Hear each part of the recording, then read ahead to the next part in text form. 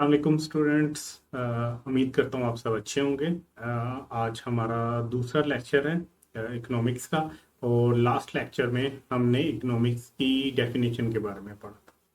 अच्छा, इकोनॉमिक्स की जो हमने डेफिनेशन पढ़ी, जिसको हमने कहा कि ये क्लासिकल डेफिनेशन है और ये एडम स्मिथ ने प्रेजेंट की थी। ठीक है, 1776 में। हमने कहा कि एडम स्मिथ ने सिंपली एक्सप्लेन किया इकोनॉमिक्स को एज साइंस ऑफ वेल्थ। ठीक है, और फर्दर उसने चार वो पॉइंट्स बताए, उनको एलेबोरेट किया जिससे वेल्थ को अच्छे से समझा जा सकता है। अच्छा, लास्ट लेक्चर जो था हमारा, उसमें हम तीन पॉइंट्स को डिस्कस कर चुके हैं। हमारा एक पॉइंट जो था वो आज हमने डिस्कस करना है और वहां से ही हम स्टार्ट करते हैं। अच्छा, पॉइंट नंबर वन था प्रोडक्शन ऑफ वेल्थ। ठीक है, पॉइंट नंबर टू था exchange of wealth, point number three था distribution of wealth, and point number four है आपका कंजम्पशन ऑफ वेल्थ। तो बड़ा ही सिंपल ये पॉइंट है कि जब हमने देखा कि अगर आपने वेल्थ को प्रोड्यूस करना है तो आपको गुड्स एंड सर्विसेज को प्रोड्यूस करना पड़ेगा। और यहाँ पे अगर हम बात करें कि वेल्थ को कंज्यूम करना है, तो बेसिकली वेल्थ को कंज्यूम कैसे करेंगे? जब हम गुड एंड सर्विसेज को कंज्यूम करेंगे, हमें अपना पैसा कंज्यूम करने के लिए गुड और सर्विसेज को कंज्यूम करना पड़ेगा। ठीक है, ultimate objective behind it's generation was, wealth का जो अल्टीमेट हमारा प्रोड्यूस करने के पीछे ऑब्जेक्टिव था वो बेसिकली कंजम्पशन ऑफ वेल्थ ही था। ठीक है, हर इंसान को अपनी नीड्स को या जरूरियात वांट्स को सेटिस्फाई करने के लिए उसको डिफरेंट गुड एंड सर्विसेज को कंज्यूम करना पड़ता है। हमारी रोजमर्रा की जिंदगी में अगर हम देखें कि हमें अगर भूख लग रही है तो हमें खाना खाना पड़ेगा। ये जो खाना खाना है ये हम कह रहे हैं कि हमने कंज्यूम की है गुड एंड सर्विसेज। ठीक है, तो हमें कुछ पैसा जो है वो गुड एंड सर्विसेज के ऊपर खर्च करना पड़ता है, ताकि हम ये वेल्थ कंज्यूम करके गुड एंड सर्विसेज के जरिए अपनी नीड और अपनी वांट्स जो हैं उनको फुलफिल कर सके, उनको सेटिस्फाई कर सके। सो ये चारों पॉइंट्स हमारे कंप्लीट हुए और हमारी जो डेफिनेशन है एडम स्मिथ की, ये हमारी यहाँ पे कंप्लीट होती है।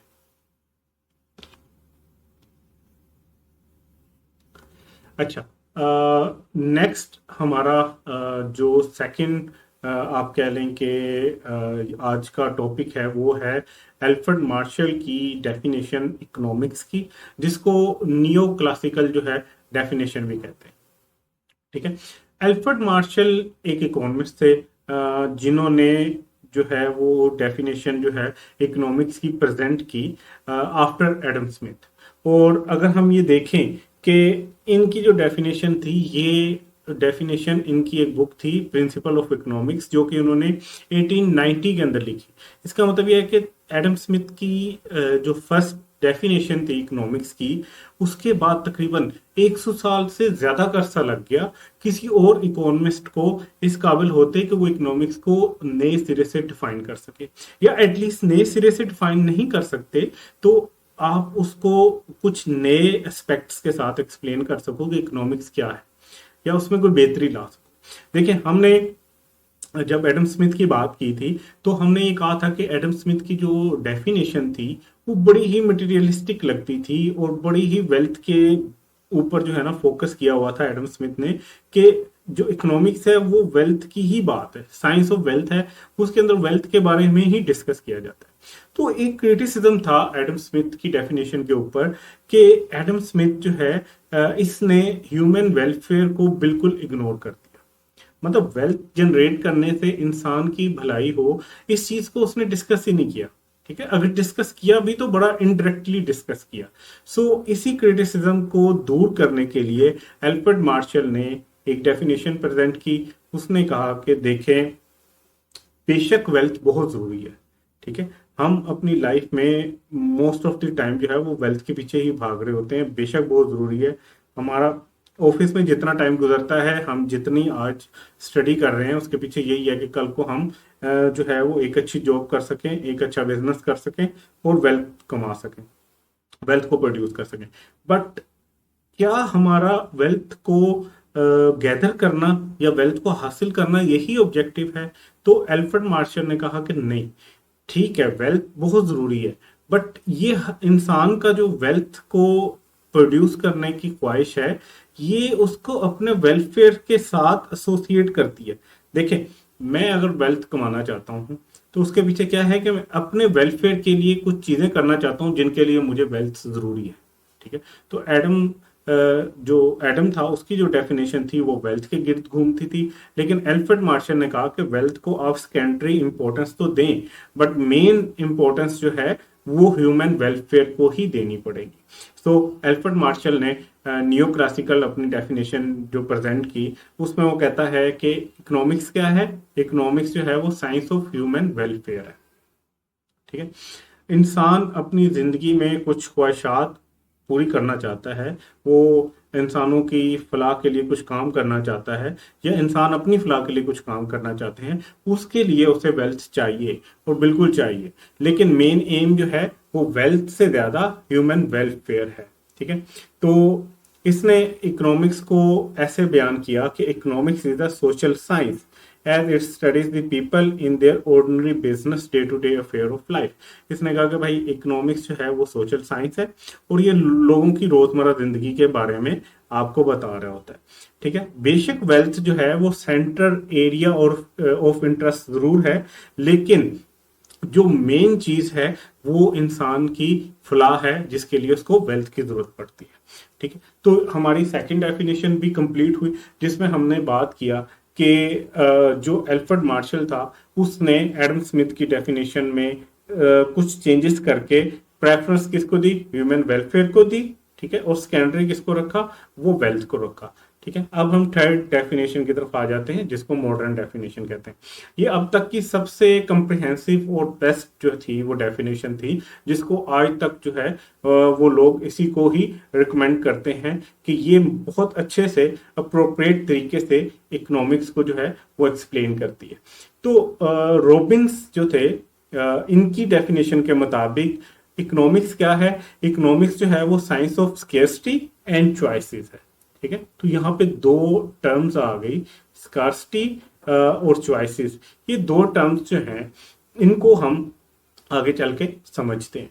तो इन्होंने लियोनेल रॉबिन्स ने जो है वो डिफाइन किया इकोनॉमिक्स को कि ये साइंस है किस चीज की, स्केर्सिटी और चॉइसेस की। ठीक है, अब हम जरा इसको देखते हैं। इस डेफिनेशन को तकरीबन जो एल्फ्रेड मार्शल की डेफिनेशन थी उसके तकरीबन 40 साल के बाद ये डेफिनेशन आई 1932 के अंदर, जिसमें जो रॉबिन्स एक इकोनॉमिस्ट थे उन्होंने इसको बहुत डिटेल में एक्सप्लेन किया कि अगर हम सिंपल वेल्थ के ऊपर फोकस करें या ह्यूमन वेलफेयर के ऊपर फोकस करें। ये बड़ा ही सिंपल तरीके से जो है वो डिफाइन करता है इकोनॉमिक्स को। रॉबिन्स ने कहा कि ये थोड़ा सा कम्प्लेक्स सब्जेक्ट है। ठीक है, ये बेसिकली जैसे कि हमें पता है कि ये इंसान के बिहेवियर की स्टडी है, हमने लास्ट डेफिनेशन में भी इसको डिस्कस किया, ये इंसान के बिहेवियर के बारे में स्टडी है। तो बिहेवियर में दो चीजें बहुत ज्यादा है। ठीक है, दो चीजें बहुत इंपॉर्टेंट हैं, वो ये हैं कि आपके पास कुछ रिसोर्सेज होती हैं। ठीक है, जैसे आपके पास टाइम है, आपके पास पैसे हैं, आपके पास गुड एंड सर्विसेज हैं, या आपके पास फैक्टर ऑफ प्रोडक्शन है।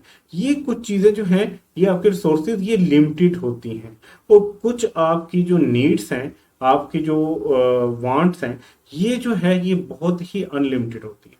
इंसान की ख्वाहिशात कभी खत्म नहीं होती। ठीक है, एक ख्वाहिश पूरी होगी तो एक और इस तरह ये मल्टीपल उसकी जो है ना वो एंड्स या ख्वाहिशात ये बढ़ती जाती है। ठीक हो गया। तो रॉबिन्स ने कहा कि इकोनॉमिक्स जो है वो एक साइंस है जो कि ह्यूमन बिहेवियर को पढ़ती है और बताती है ह्यूमन बिहेवियर के बारे में कि ह्यूमन कैसे रिएक्ट करता है दो चीजों को लेके। एक उसकी नीड्स, ठीक है, जो कि हम एंड के तौर पे पढ़ते हैं। ठीक है, जो उसकी जरूरियात हैं, एंड्स जो कि मल्टीपल है, और एक उसके पास जो मीन्स हैं या रिसोर्सेज हैं जो कि स्कार्स या लिमिटेड हैं। उनके दरमियान वो कैसे रिलेशनशिप बनाता है, कैसे अपनी रिसोर्सेज से अपनी जरूरियात पूरी करने के लिए डिफरेंट चॉइसेस करता है। ठीक है, इसको हम जरा मजीद अच्छे से समझते हैं। देखिए हमने दो कॉन्सेप्ट्स पढ़े। रॉबिन्स ने कहा कि ये इकोनॉमिक साइंस है स्केर्सिटी की और चॉइसेस की। ठीक है, स्केर्सिटी का मतलब क्या होता है, किसी चीज का लिमिटेड होना, किसी चीज का क्लीन मिकदार में होना। ठीक है। और चॉइसेस क्या है, जो आपको अपनी डिफरेंट चीजों में से चूज करना पड़ता है, पसंद करना पड़ता है। ये दो कॉन्सेप्ट है।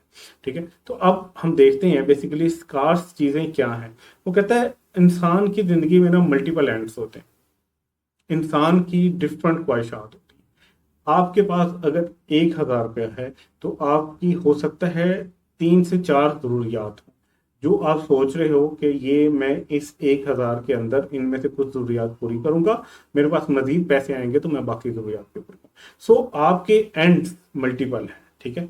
मतलब आपकी जो वांट्स हैं, एक किसी भी इंसान की वांट्स हैं, वो अनलिमिटेड होती हैं। ठीक है। और इन वांट्स को पूरा करने के लिए जाहिर सी बात है कि हमें कुछ रिसोर्सेज चाहिए। ठीक है। हमें पैसे चाहिए, हमें टाइम चाहिए, या हमें फैक्टर ऑफ प्रोडक्शन चाहिए, या हमें गुड एंड सर्विसेज चाहिए। वो इनफैक्ट जो है वो लिमिटेड होती है। तो यहाँ पे कॉन्सेप्ट आता है स्केर्सिटी ऑफ रिसोर्सेज का। ठीक है। हमें अपनी नीड्स को या अपनी वांट्स को पूरा करने के लिए कुछ रिसोर्सेज की जरूरत है, और वो रिसोर्सेज जो हैं वो बहुत लिमिटेड हैं, जबकि हमारी ख्वाहिशात या हमारी ज़रूरियात जो हैं वो अनलिमिटेड है। तो यहाँ पे हमें चूज करना पड़ता है कि अपनी दस्तयाब शुदा रिसोर्सेज में से किन रिसोर्सेज को यूज करते हुए मैं कौन कौन सी ख्वाहिशात को पूरा करूं। ठीक है। तो ये बेसिकली एक कॉन्सेप्ट था जो रॉबिन ने दिया था इकोनॉमिक्स की डेफिनेशन के बारे में। ठीक है। सो अगर हम इसको थोड़ा मजीद एक्सप्लेन करें इसी की डेफिनेशन को, तो देखें, अगर हम यहाँ पे एक सिंपल एग्जांपल लेते हैं कि एक इंसान है जिसके पास एक खास जमीन का जो है ना वो रकबा है, जिसके ऊपर वो अपनी मर्जी से कोई भी काम कर सकता है। ठीक है।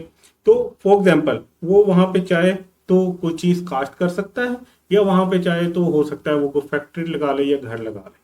ठीक है। अब ये डिपेंड करता है कि उसने किस चीज को चूज करना है। क्या वो वहां पे फैक्ट्री लगाने को चूज करेगा, घर बनाने को चूज करेगा, या वहां पे काश्त करने को चूज करेगा। ये डिपेंड करेगा कि उसकी जिंदगी में प्रायोरिटी क्या है। अगर तो उसके पास घर नहीं है तो हो सकता है वो घर बनाना प्रेफर करे।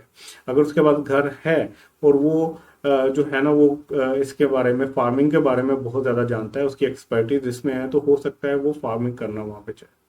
और अगर वो ये दोनों काम नहीं करना चाहता, उसके पास घर भी है, फार्मिंग का उसके पास कोई एक्सपीरियंस नहीं है, हाँ उसके पास एक माइंड है, उसके पास कुछ स्किल्स हैं जिनके साथ वो कोई फैक्ट्री एस्टेब्लिश करके वहां पे अपना बिजनेस खड़ा कर सकता है, तो वो उसकी तरफ जाएगा।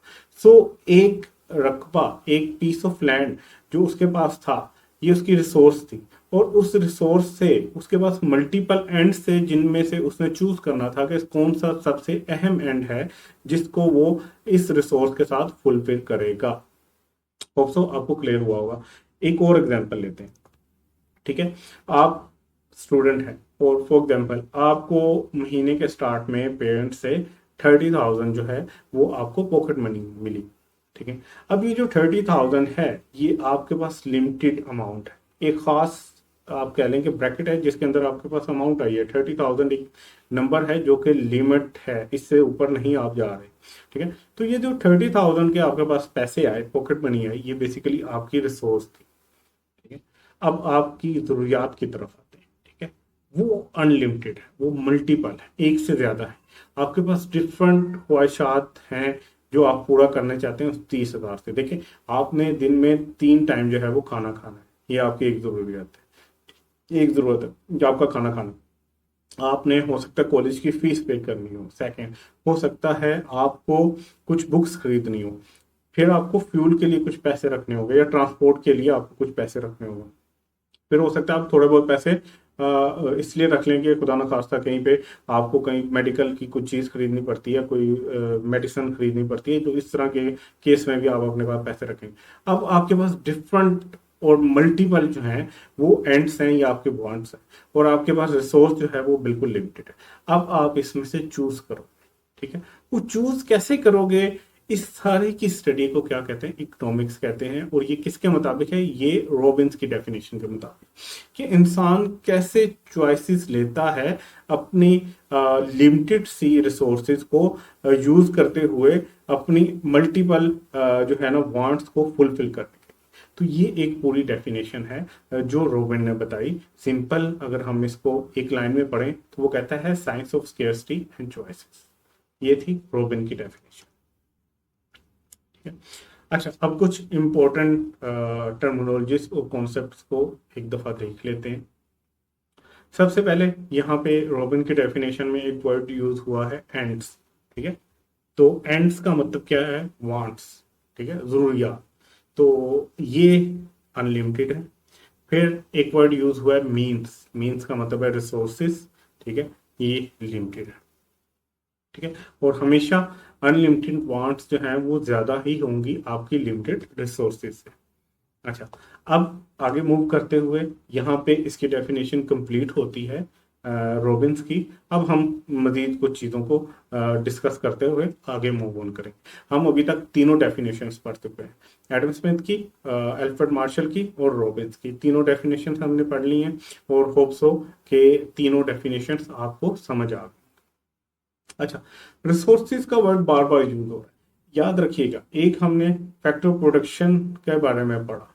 ठीक है, वो फैक्टर प्रोडक्शन भी एक किस्म की रिसोर्स है। वो फैक्टर प्रोडक्शन हमने चार पढ़े थे, लैंड, लेबर, कैपिटल और एंटरप्रेन्योर। ठीक है, रिसोर्सेज का वर्ड जरा ब्रॉडर टर्म में आता है। ठीक है, तो रिसोर्सेज दो तरह की हो सकते हैं इकोनॉमिक्स। एक वो रिसोर्स होती है जो इकोनॉमिक रिसोर्स कहलाती है। ठीक है, उसकी कोई ना कोई वैल्यू होती है, ये हमेशा लिमिटेड होती है। ठीक है, जैसे फैक्टर ऑफ प्रोडक्शन।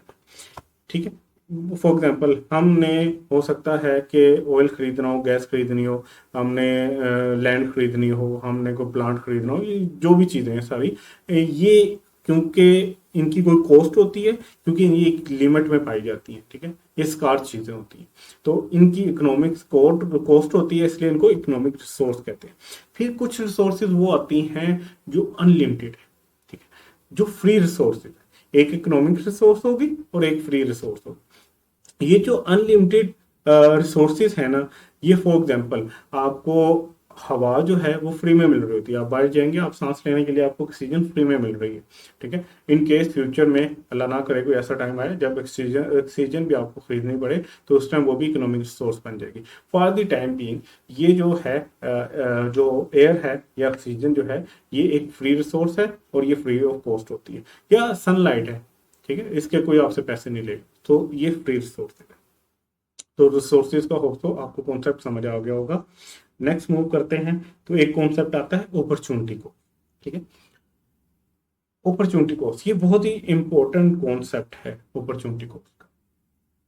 अच्छा, अपॉर्चुनिटी कॉस्ट को समझने के लिए हम एक दफा दोबारा अपनी मॉडर्न इकोनॉमिक्स की डेफिनेशन को समझते हैं। ठीक है? वो डेफिनेशन क्या कहती थी कि आपके पास जो है वो अनलिमिटेड एंड्स हैं या मल्टीपल एंड्स हैं, तो उनको पूरा करने के लिए आपके पास लिमिटेड रिसोर्सेज हैं या लिमिटेड मीन्स हैं। ठीक है, ये डेफिनेशन थी इकोनॉमिक्स की।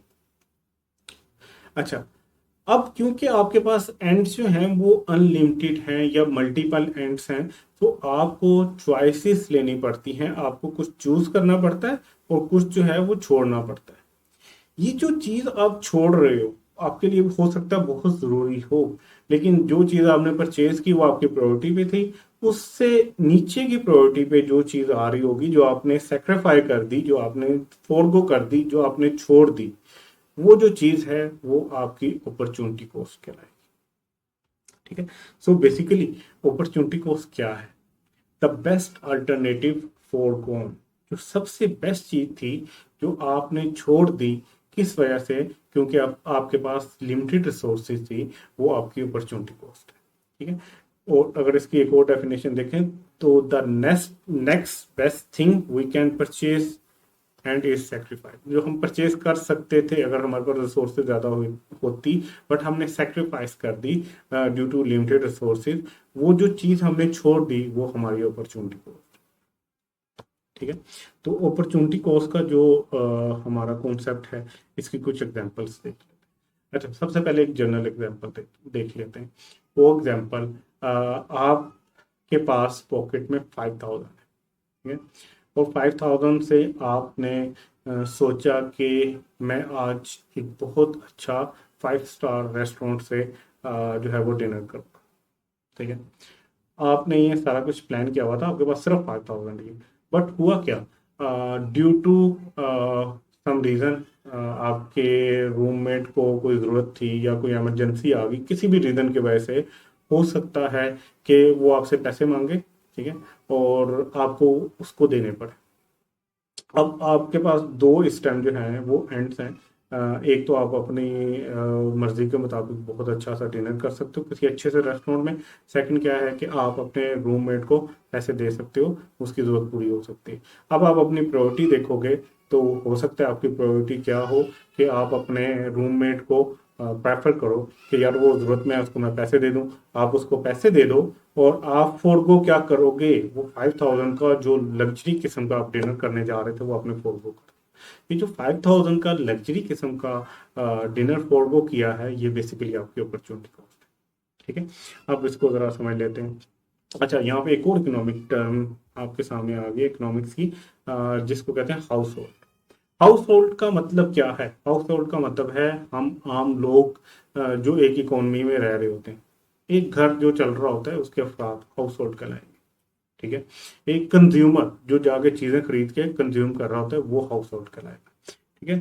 तो इसके लिए क्या होगी, देखिए, एक कंज्यूमर कोई भी चीज जो है वो लेता है तो वो अपनी नीड को सेटिस्फाई करने के लिए लेता है, अपनी किसी वांट को जो है ना वो फुलफिल करने के लिए, उस नीड को सेटिस्फाई करने के लिए ले रहा होता है। तो क्योंकि उसके पास लिमिटेड रिसोर्सेज हैं, तो वो सेटिस्फैक्शन जो उसने छोड़ दी, फोरगो कर दी, वो उसकी अपॉर्चुनिटी को। फॉर एग्जाम्पल, आपने कंज्यूम की product A instead of product B. हालांकि हो सकता है प्रोडक्ट बी भी आपको बहुत पसंद हो, लेकिन आपके पास लिमिटेड रिसोर्सेज थी, तो आपने कंज्यूम क्या किया, प्रोडक्ट ए को। तो जो आपने प्रोडक्ट बी छोड़ दी, ये आपकी अपॉर्चुनिटी कॉस्ट, ये बेस्ट अल्टरनेटिव था जो आपने फोरगो कर दिया, ठीक। आगे चलते हैं, द फर्म, ठीक है। फर्म क्या होती है? फॉर फर्म अपॉर्चुनिटी कॉस्ट क्या होगी? जैसे फॉर हाउस होल्ड, हमने हाउस होल्ड को समझा कि क्या होता है, एक आम घर घर जो कि इकोनॉमी के अंदर होता है, जो कि चीजें खरीद के अपनी नीड्स को सेटिस्फाई करता है, वो हाउस होल्ड कहलाता है। फर्म क्या होती है? फर्म वो एंटिटी होती है जो गुड एंड सर्विसेज को प्रोड्यूस कर रही होती है, कोई फैक्ट्री, कोई शॉप जो चीजें प्रोवाइड कर रहे हैं। तो फर्म क्या है? जो चीजें मैन्युफैक्चर कर रही है या प्रोड्यूस कर रही है, प्रोड्यूसर भी कह सकते हैं इसको, सप्लायर भी कह सकते हैं, या कोई सप्लाई कर रही है या सर्विसेज सप्लाई कर रही है। तो फर्म क्या है? जो गुड एंड सर्विसेज प्रोवाइड कर रहा है, ठीक है। फर्म के लिए क्या है? देखिए, फर्म का एक मकसद है, उसने रेवेन्यू कमाना है, उसने प्रॉफिट कमाना है। तो हाउस होल्ड के लिए क्या थी अपॉर्चुनिटी को? सेटिस्फेक्शन फोरगोन, ठीक है, सेटिस्फेक्शन फोरगोन, जो उसकी सेटिस्फेक्शन उसने छोड़ी। फर्म के लिए क्या है? रेवेन्यू फोरगोन, ठीक है, जो रेवेन्यू उसने छोड़ा, ठीक है। तो देखिए, उसके पास भी लिमिटेड रिसोर्सेज है। आप किसी भी कंपनी में चले जाएं, उसके पास लिमिटेड नंबर ऑफ स्टाफ होगा, लेबर्स लिमिटेड होंगे, उसके बाद लैंड जो होगी वो लिमिटेड सी होगी, एक खास लिमिट की होगी, जितना भी ज्यादा हो एक लिमिट होगी उसकी। उसके बाद कैपिटल लिमिटेड होगा, उसके ओनर्स भी लिमिटेड होंगे। सो उसको कुछ चीजें बनानी पड़ेंगी, या कुछ चीजें वो आगे सप्लाई कर सकते हैं, कुछ चीजें उसको फोरगो करनी पड़ती हैं। फॉर एग्जाम्पल, एक फैक्ट्री है जो दो किस्म के जो है ना वो लेदर प्रोडक्ट्स बना रही है। एक वो शूज बना रहे हैं, एक वो लेदर बैग्स बना रहे हैं, ठीक है। तो अब उसके पास स्टाफ भी लिमिटेड है, उसके पास लैंड भी लिमिटेड है, उसके पास कैपिटल भी लिमिटेड है, उसके पास एंटरप्रेन्योर भी लिमिटेड है। हो सकता है वो चाहता तो ये होगा कि भाई मेरे पास बहुत सारा हो तो मैं दोनों चीजें ही बनाता जाऊंगा और बनाता ही जाऊं, क्योंकि वो बेच के पैसे कमाएगा। बट उसको कुछ चीजों को सेक्रीफाई करना, हो सकता है वो लेदर शूज बनाए और बैग को सेक्रीफाई करे, और जो उसने बैग को सेक्रीफाई किया उससे जाहिर सी बात है वो बैग बिके नहीं, रेवेन्यू नहीं आएगा। सो वो उसकी अपॉर्चुनिटी कॉस्ट है। Using resources to supply product A instead of product B, ठीक है। वो बेस्ट उसका अल्टरनेटिव क्या था? प्रोडक्ट बी थी। अगर वो प्रोडक्ट ए ना बना रहा होता अपने रिसोर्स के साथ, तो हो सकता है वो प्रोडक्ट बी बनाता। बट उसने प्रोडक्ट बी छोड़ी, जिसकी वजह से उसका रेवेन्यू कम हुआ। क्यों छोड़ी? क्योंकि उसके पास रिसोर्सेज लिमिटेड थे, और उसने प्रोडक्ट ए को प्रेफर किया, तो जो बेस्ट अल्टरनेटिव चीज उसने छोड़ी वो उसकी अपॉर्चुनिटी कॉस्ट है। थर्ड, गवर्नमेंट, ठीक है। गवर्नमेंट क्या होती है? गवर्नमेंट क्या होती है? गवर्नमेंट जो किसी भी कंट्री के रेगुलेटरी मैटर्स को देख रही होती है, पीस को देख रही होती है, सिक्योरिटी को देख रही होती है। तो गवर्नमेंट जो होती है ना, उसका मेन काम इकोनॉमिक्स के मुताबिक वो ये है कि लोगों का वेलफेयर, सोशल वेलफेयर, ठीक है। उसने सोशल नीड्स को पूरा करना है लोगों की, ठीक है। अब उसके पास भी लिमिटेड रिसोर्सेज है। अगर आप देखें तो हम डिटेल में आगे जाके पढ़ेंगे। आपने न्यूज़ में सुना होगा कि वो बजट को तैयार कर रहे होते हैं, ठीक है। गवर्नमेंट टैक्स कलेक्ट करती है, उसके बाद पैसा आता है, वो लोगों के ऊपर लगा रही होती है, वो हॉस्पिटल बना रही है, वो रोड्स बना रही है, वो हमारे मिलिट्री इक्विपमेंट्स खरीद रही है, सिक्योरिटी के लिए खर्चा कर रही है। लेकिन उसके पास भी रिसोर्सेज लिमिटेड हैं, ठीक है। तो उस लिमिटेड रिसोर्सेज को यूज करते हुए वो दो तरह की सोशल वर्क जो है ना, उनमें से किसी एक को कर सकती है। फॉर एग्जाम्पल, एक गवर्नमेंट के पास लिमिटेड बजट है, उसमें या तो वो स्कूल बना सकती है या एक हॉस्पिटल बना सकती है, दोनों बनाना चाहती है, ठीक है। उसके पास अगर बजट ज्यादा हो, उसके पास पैसे ज्यादा हो, तो वो दोनों की तरफ जाएगी। लेकिन अब इसमें लिमिटेशन है, उसके पास रिसोर्सेज लिमिटेड हैं, तो वो एक चीज बना सकती है। तो हो सकता है वो हॉस्पिटल बनाए। अगर उसने हॉस्पिटल बनाया है और एजुकेशनल इंस्टीट्यूट को फोरगो किया है, तो वो जो बेस्ट अल्टरनेटिव फोरगो किया है वो उसकी अपॉर्चुनिटी कॉस्ट होगी। चलें, इंशाल्लाह नेक्स्ट लेक्चर में हम यहाँ से ही स्टार्ट करेंगे। होप सो आपको समझ आई होगी। एक दफ़ा इसको रिवाइज कीजिएगा, अपने नोट्स बनाइएगा और अच्छे से इसकी तैयारी कीजिएगा। इंशाल्लाह मिलते हैं नेक्स्ट वीडियो।